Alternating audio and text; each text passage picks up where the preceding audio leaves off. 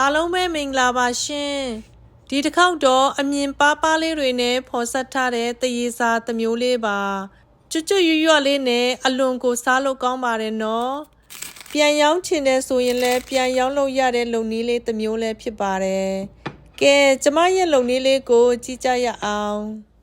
ပထမဦးဆုံးဂျုံမုတ်ကို100 gram ထည့်ထားပါမယ်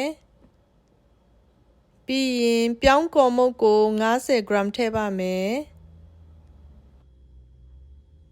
ဒါလေးကတော့ဆန်မုတ်ပါ50 gram ပါ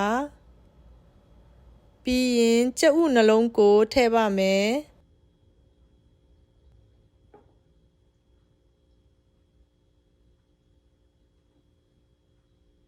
တကြားထည့်ပါမယ်ထမင်းစားစွန်း2စွန်းစာပါအချိုကျက်ရင်တော့များများထည့်ပေးပါ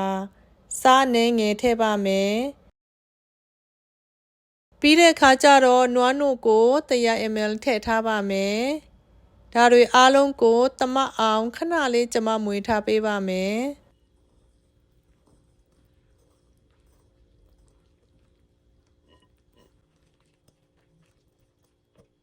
အခုကျမလုပ်နေတာကတော့မိသားစုတစုစာလောက်ပဲဖြစ်ပါတယ်နော်ကိုကအများကြီးလုပ်ချင်နေဆိုရင်တော့ဒီအချို့အစားတိုင်း2ဆ3ဆအများကြီးလုပ်လို့ရပါတယ်အားလုံးသမသွားပြီးဒီလိုအနေထားလေးဆိုရင်တော့စီထည့်ပါမယ်ထမင်းစားစွန်း2စွန်းစာပါ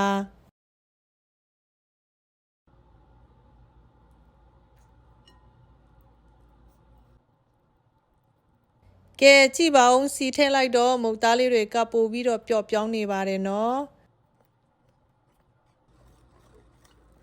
မုတ်သားလေးတွေအခုလိုမျိုးပျော့ပျော့အီးလေးနဲ့ဒီလိုမျိုးပုံစံဖော်လို့ရပြီဆိုရင်တော့အစင်သင့်ဖြစ်နေပါပြီနော်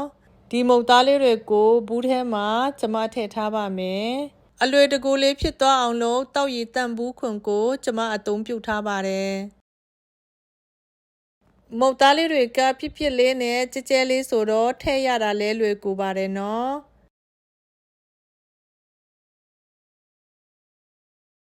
မုတ်သားလေးတွေအားလုံးထည့်ပြီးသွားပြီဆိုရင်တော့ဒီအနားသားလေးတွေကိုတစ်ရှိုးလေးနဲ့တုပ်ထားမယ်ပြီးတဲ့အခါကျတော့ဒီအခွန်ကိုကျမဒီလိုမျိုးဖောက်ထားတယ်ဒါလေးကိုပြန်ဖုံးထားမယ်ကဲဒါဆိုစင်တင်ဖြစ်နေပါပြီနော်မုတ်သားလေးတွေအစင်တင်ဖြစ်နေပြီဆိုတော့ဒဲဥကိုမီးဖို့ပေါ်မှာတင်ထားမယ်ဒဲဥပူလာပြီဆိုရင်တော့မုတ်သားလေးတွေကိုဒီလိုမျိုးပတ်လည်မှာဒီလိုမျိုးလောင်းထားမယ်ပြီးတဲ့အခါကျတော့ဒီလိုမျိုးပန်းပွင့်ပုံစံလေးဒီလိုမျိုးပုံဖော်ထားပါမယ်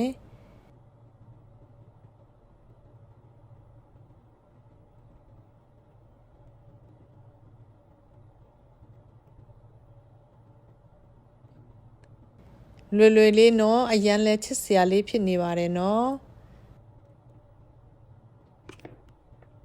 ခဏလေးဆိုရင်တော့မုတ်သားလေးတွေကဒီလိုမျိုးခွာလို့ရပါတယ်နော်6ကလေးဖြစ်နေတယ်ဆိုရင်တော့မုတ်သားလေးတွေကကျိုးသွားမှာဆိုတော့ဒီလိုမျိုးပျော့နေတဲ့အချိန်မှာဒီလိုမျိုးလိတ်ထားဖို့တော့လိုပါတယ်နော်ဒီလိုမျိုးလိတ်ထားပါမယ်ကဲတစ်ခုရနေပါပြီကြံနေတဲ့မုတ်သားလေးတွေကိုလည်းခုလိုမျိုးပုံစံလေးကျမလုပ်ထားပါမယ်ဒါလေးကတော့အလဲကနေဒီလိုမျိုးအပြင်ဘက်ကိုဝိုင်းကလေးလှုပ်ထားပါတယ်ပြီးတဲ့အခါကျတော့ပန်းပွင့်ပုံစံလေးပြန်ပုံဖော်ပါမယ်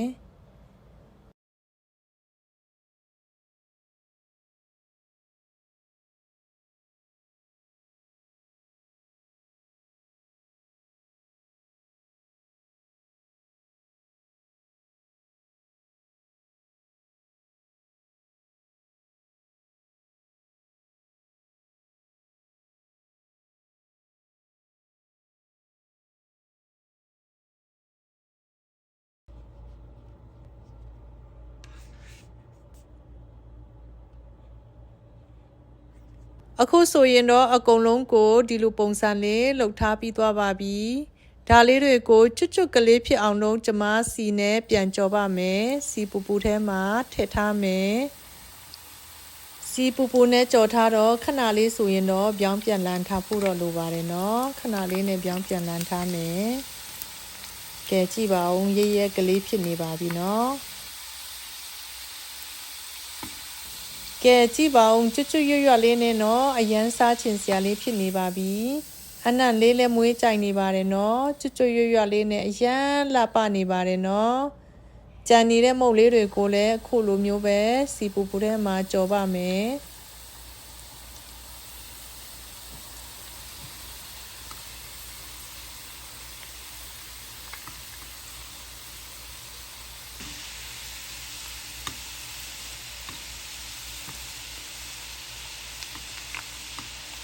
လုံးလုံးကလေးဖြစ်အောင်ဒီလိုမျိုးလုပ်ထားပါမယ်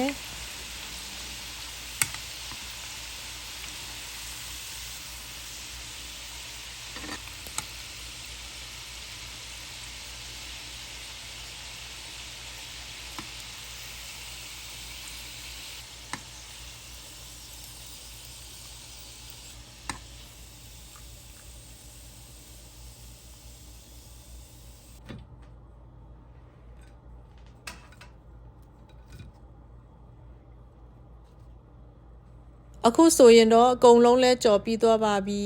မုတ်လေးတွေလည်းမွေးကြိုင်နေပါတယ်နော်တစ်ခုလောက်ကိုစမ်းကြည့်ပါမယ်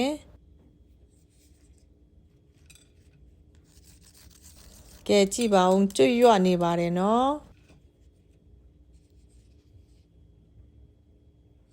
ဒီလိုမျိုးချိုးလိုက်တော့လဲကြည့်ပါဦးကျွတ်ကျွတ်လေးနော်စီလဲလုံးဝမကပ်ဘူးနော်